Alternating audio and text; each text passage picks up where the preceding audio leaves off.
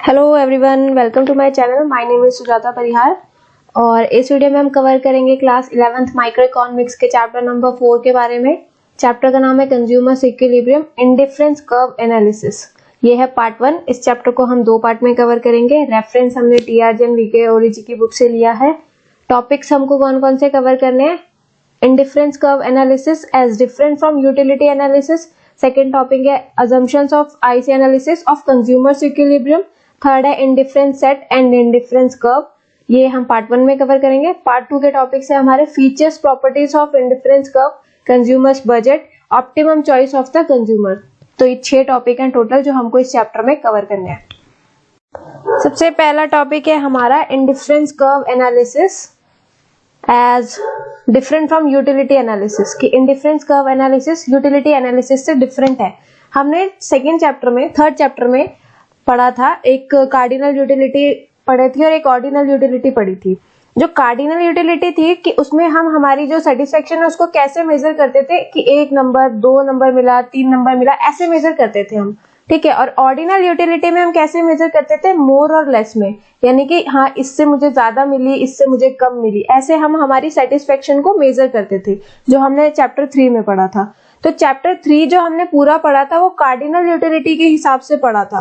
अब जो हम पढ़ेंगे वो हम ordinal utility, measurement of utility के हिसाब से पढ़ेंगे।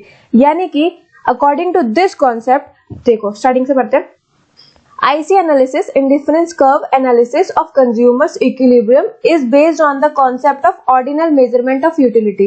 जो IC analysis concept है वह ordinal measurement of utility पे based है।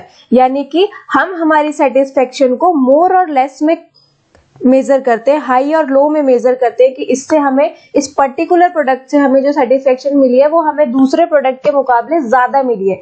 हम इसमें नंबर नहीं देते हैं कि मुझे 1% की, 1 नंबर की सेटिस्फेक्शन मिली है या 2 नंबर की या 3 की। हम ऐसे नहीं मेजर करते, वो हम कार्डिनल में करते थे। ऑर्डिनल में हम हाई और लो रैंक देते हैं उनको। ठीक है।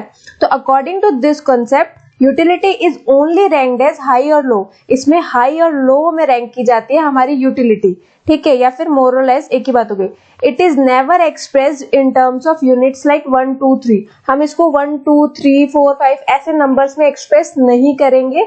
तो पूरे चैप्टर में हम ऑर्डिनल मेजरमेंट ऑफ यूटिलिटी के बारे में ही पढ़ेंगे थ्रू इंडिफरेंस कर्व एनालिसिस। ठीक है। तो चैप्टर 3 में कार्डिनल कंप्लीट हो गया। अब हम पढ़ेंगे ऑर्डिनल मेजरमेंट ऑफ यूटिलिटी के बारे में। तो ये पहला टॉपिक था हमारा। अब चलते हैं हमारे सेकंड टॉपिक की तरफ। सेकंड टॉपिक है assumptions of IC analysis on consumers equilibrium.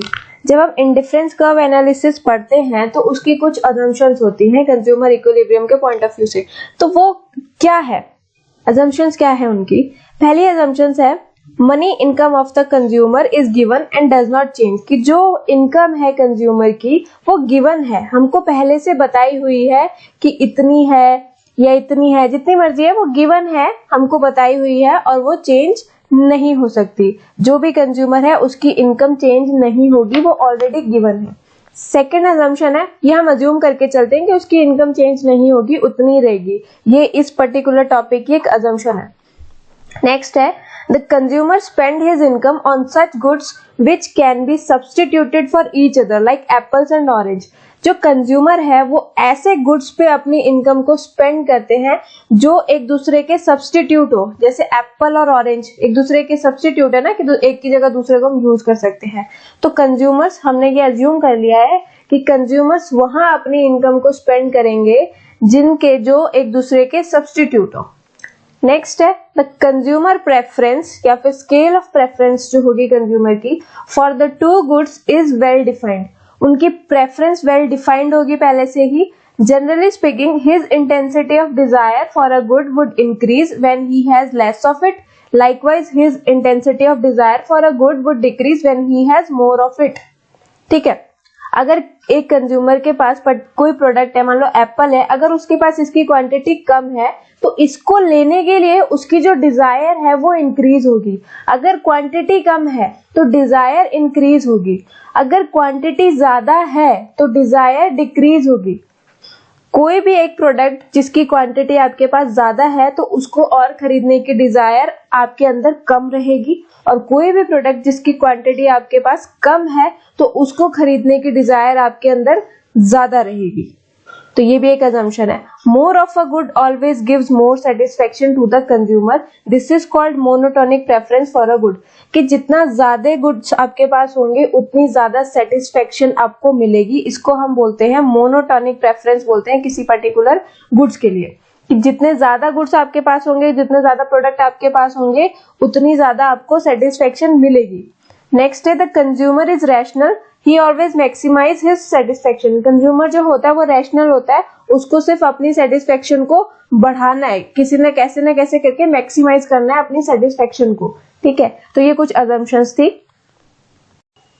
अब आता है third point, indifference set and indifference curve. Indifference set क्या होता है?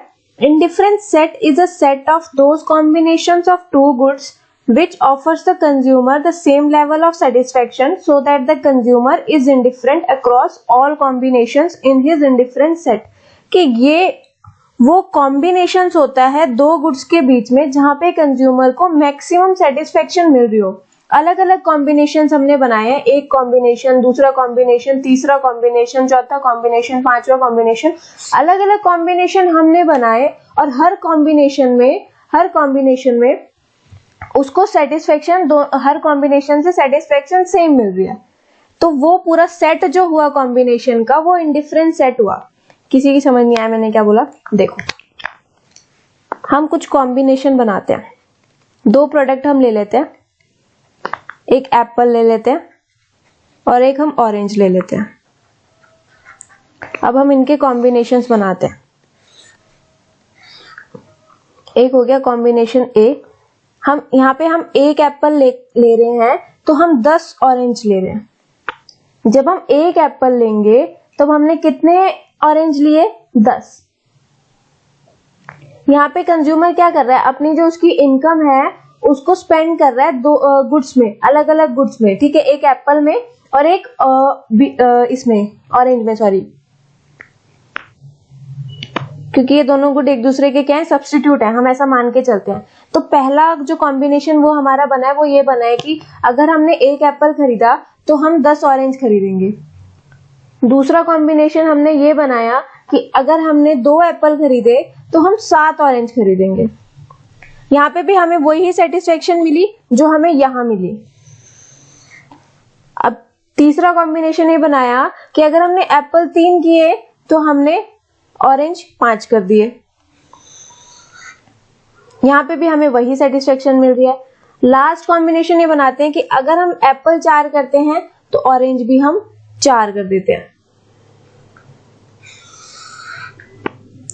ये हमने कॉम्बिनेशन बनाए, और हर एक कॉम्बिनेशन में हमको सेटिस्फेक्शन का लेवल सेम मिल रहा है, सेम लेवल ऑफ सेटिस्फेक्शन मिल रही है। 10 ऑरेंज और एक एप्पल खा के भी हमें वही सेटिस्फेक्शन मिलती है जो हमें 4 एप्पल और 4 ऑरेंज खा के सेटिस्फेक्शन मिलती है।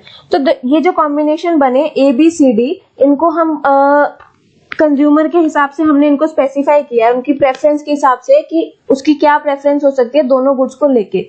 सेटिस्फेक्शन का लेवल सेम है दोनों गुड्स के लिए, जो उसको सेटिस्फेक्शन मिल रही है कंज्यूमर को वो सेम है, पर हमने उसको जो इनके अमाउंट है वो हमने चेंज कर दिया, क्वांटिटी चेंज कर दिया, लेवल ऑफ सेटिस्फेक्शन सेम है।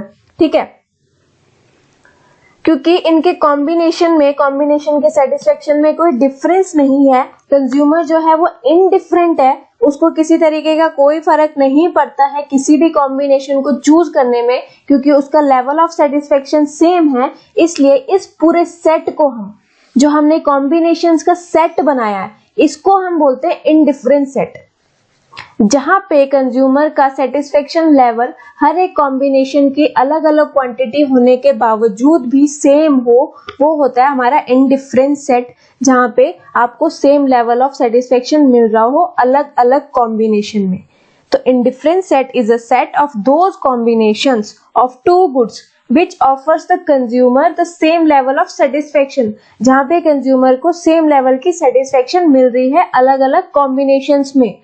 so that the consumer is indifferent across all the combination in his indifference set, कि वहां पे कंज्यूमर जो है वो indifferent है, ठीक है, सारे कॉम्बिनेशंस में, क्योंकि उसको सारे कॉम्बिनेशन में सेम लेवल की सेटिस्फेक्शन मिल रही है। तो इंडिफरेंस सेट समझ आ गया होगा। नेक्स्ट आता है हमारा इंडिफरेंस कर्व। इंडिफरेंस कर्व क्या होता है? इंडिफरेंस कर्व जो होता है वो डायग्रामेटिक प्रेजेंटेशन होती है हमारे इंडिफरेंस सेट्स की, ठीक है। It shows different combination of two commodities like apple and orange जो हमने लिया था, offering the same level of satisfaction to the consumer. जो भी हमारे इंडिफरेंस सेट जो हमने बनाए होते हैं कॉम्बिनेशन, जब हम उसको डायग्राम में शो करते हैं, डायग्राम के थ्रू एक्सप्रेस करने की कोशिश करते हैं, तो उस डायग्राम को हम इंडिफरेंस कर्व बोलते हैं। जैसे कि ये है, बहुत ही बुरा है पर काम चला लेते हैं। एक हमारा था ऑरेंज, एक था हमारा एप्पल, ठीक है। तो जब हम ऑरेंज के 10 क्वांटिटी यूज कर रहे थे, तब हम एप्पल की 1 कर रहे थे, तो ये हमारा एक कॉम्बिनेशन था, ए कॉम्बिनेशन। जब हम 7 क्वांटिटी ऑरेंज की ले रहे थे, तो 2 ले रहे थे हम एप्पल की, ये हमारा बी कॉम्बिनेशन था। जब हमने 5 क्वांटिटी ऑरेंज की करी, तो हमने 3 क्वांटिटी एप्पल की करी, ये सी कॉम्बिनेशन था। फोर्थ है हमारा ऑरेंज, जब हमने 4 करे तो 4 ही हमने एप्पल करे, ये हमारा डी कॉम्बिनेशन था। और ये जो हमारी लाइन गई है पूरी ये कॉम्बिनेशन की, ये होती है आईसी, यानी कि इंडिफरेंस कर्व। ये हमारी लाइन इंडिफरेंस कर्व है, इसको हम बोलते हैं इंडिफरेंस कर्व, यानी कि diagrammatic presentation of indifference set. Indifference curve क्या होता है? जब भी हम इंडिफरेंस सेट को डायग्राम के थ्रू प्रेजेंट करेंगे तो वो हमारा इंडिफरेंस कर्व हो जाएगा। तो थैंक यू सो मच ये वीडियो देखने के लिए। चैनल को सब्सक्राइब करना मत भूलना, पार्ट 2 भी जरूर देखना।